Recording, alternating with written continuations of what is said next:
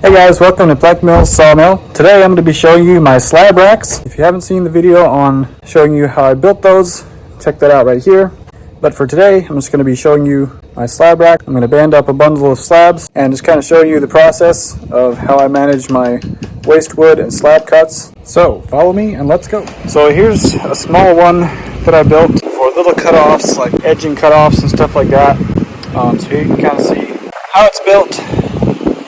So I can just come in with the tractor forks after I band this all together, pick it up and take it away. I've got a pile of them sitting over there. So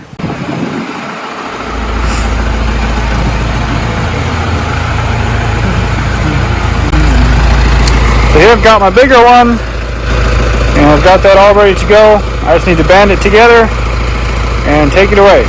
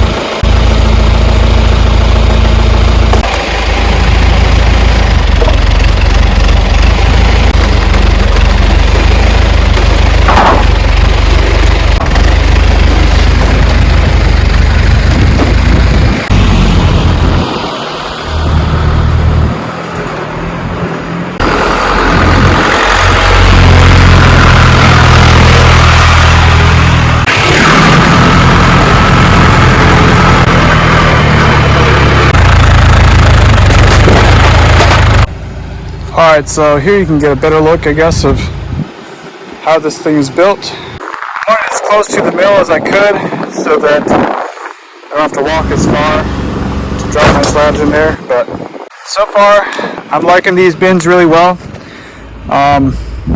One thing I might do is add a piece of plywood on the end so that I can throw it against the piece of plywood to keep the ends more even.